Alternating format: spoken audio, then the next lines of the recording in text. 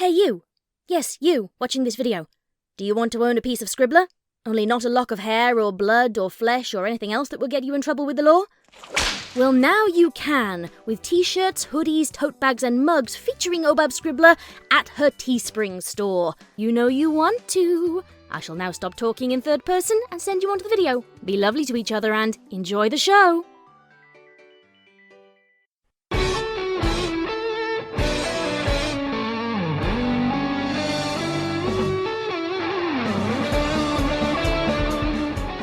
Ponytails.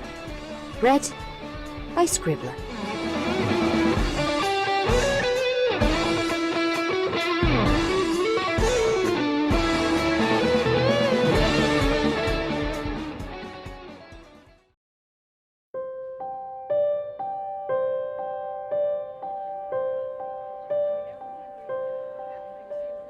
The picture Silver Spoon had brought with her was giving Scootaloo the creeps. It showed a filly diamond tiara, made up in a manner glamorous enough to tell she had been made up, but subtle enough for it to not quite be from a glamour shoot, smiling while glancing over one shoulder. The frame sat on Miss Cheerilee's desk. Even after all these years, Scootaloo couldn't stop thinking of her as Miss Cheerilee. Diamond Tiara's eternally youthful face staring back at any pony who glanced at it. Scootaloo had noticed Silver Spoon make several glances at it already, and since she was trying her best to avoid Silver Spoon, that meant there must have been dozens of glances she had missed. She had made her peace with her former schoolyard nemesis. She couldn't imagine carrying a silly grudge like that with her for her whole life.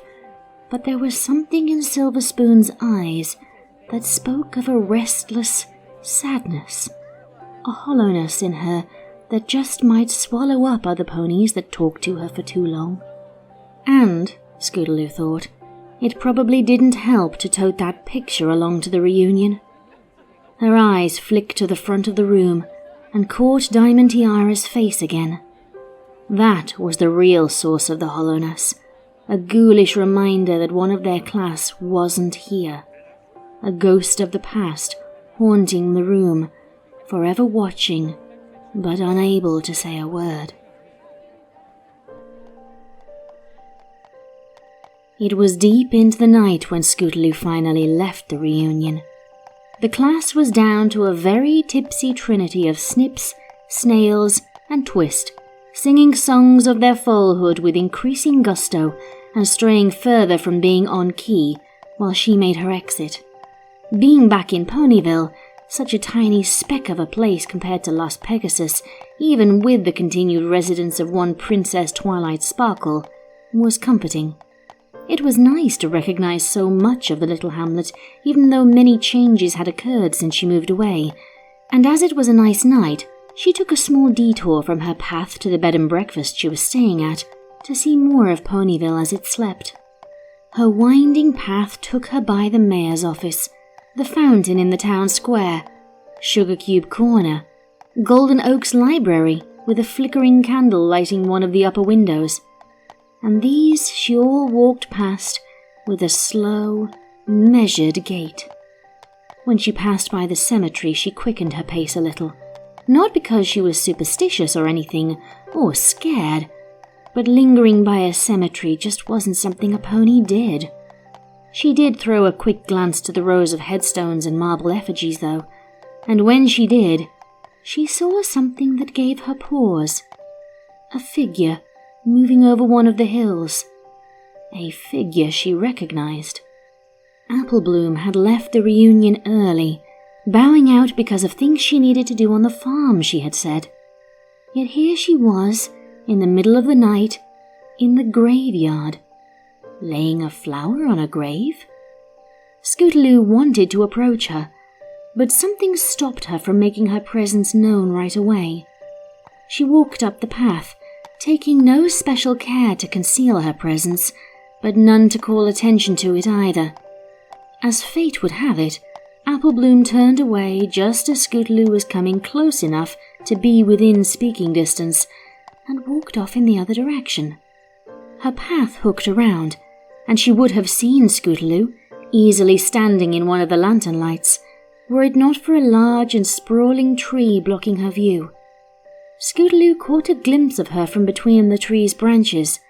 She had a strange, pained expression on her face. Scootaloo turned and looked at the grave. The single lily Applebloom had left looked lonely. The inscription read, "Diamond Tiara, devoted daughter, gone from our lives, but not from our memories."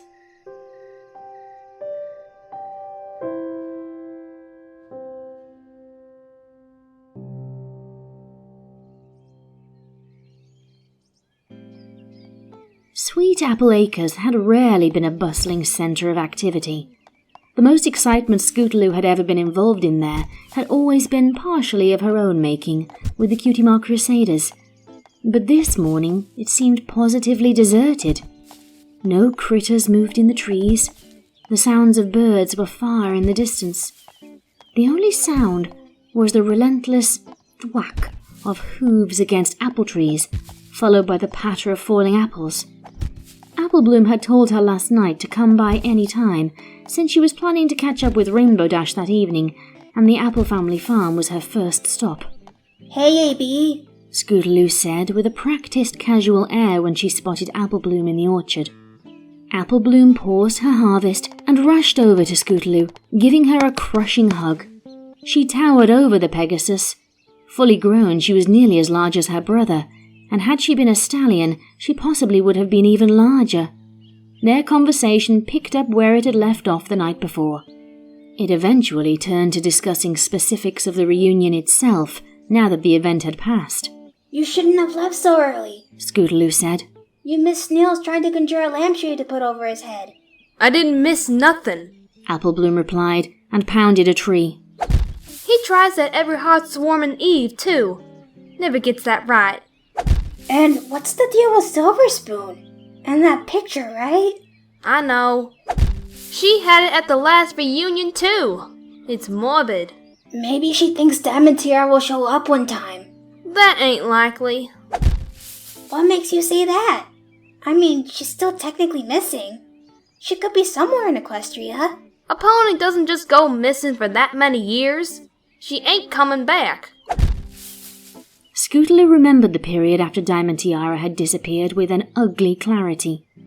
The way the mood of the town had slowly shifted from a kind of blithe optimism to a hushed avoidance of the subject had been painfully uncomfortable.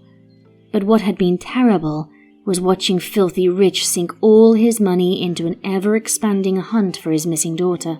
The dark patches under his eyes worse every time she saw him around town. She remembered catching sight of him on the day he left Ponyville, all his possessions able to fit in a single suitcase. He had looked like a ghost. In many ways, he had become one. "I feel sorry for her dad," Scootaloo said at last. I heard he struck it big in Canterlot. Was doing pretty well for himself. This might have been Applebloom's way of changing the subject. Scootaloo made an attempt. "So, how's things been around here? On the farm, I mean." Oh, real good. We're doing record numbers with the Zap Apples. Best season we had since the apples first came to Ponyville. Something about that statement felt connected to the previous topic of Filthy Rich, but Scootaloo dismissed it. Applebloom was hitching up to the wagon of freshly bucked apples. Scootaloo walked beside her as she hauled it down the path to a tall silo. Put a whole bunch of new structures round here, too. Applebloom continued. "I saw. Scootaloo thought of the new stable she had passed by to reach the orchard. I remember when this was the new silo." She indicated the round building in front of them.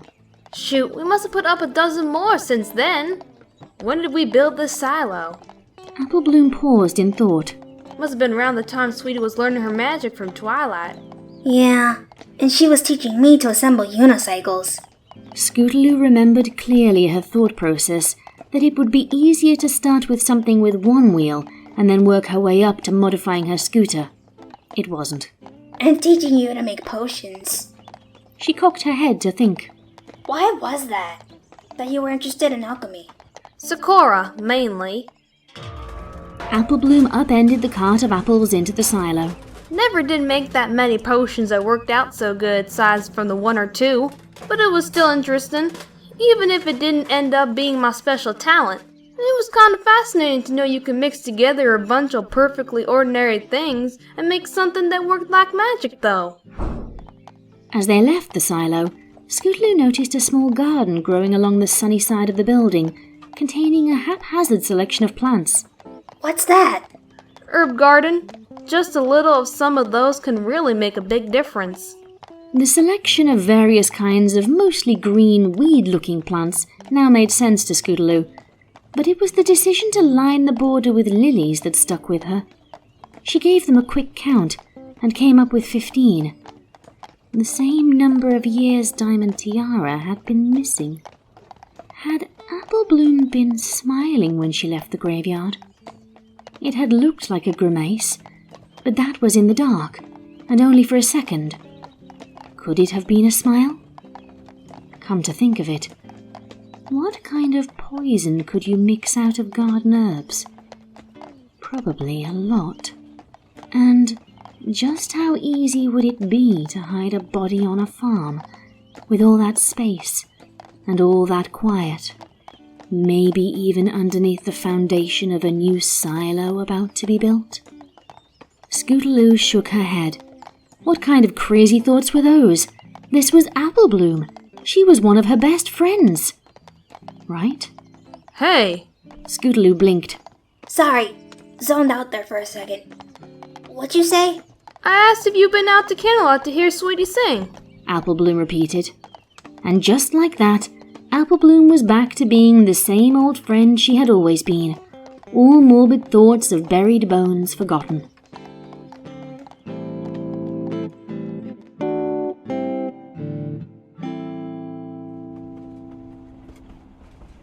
Scootaloo looked at her own reflection in the train window, the world outside too dark to be more than vague, rushing shapes.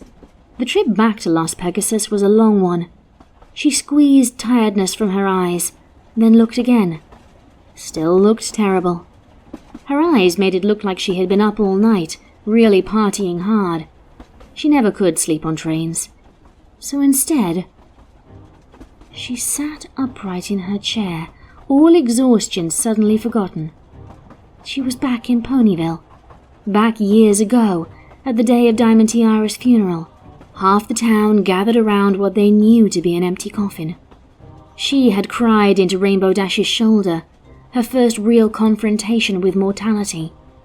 And on either side of her, Sweetie Belle had been comforted by Rarity, and Applebloom by Big Macintosh. The solid rain had hid the tears of the adults while outside, but as they stepped inside the town hall, Scootaloo remembered seeing redness in Rainbow Dash's eyes. Sweetie's whole face had been red and puffy, as was no doubt her own. But although Applebloom's face had been wet, her eyes had been perfectly clear.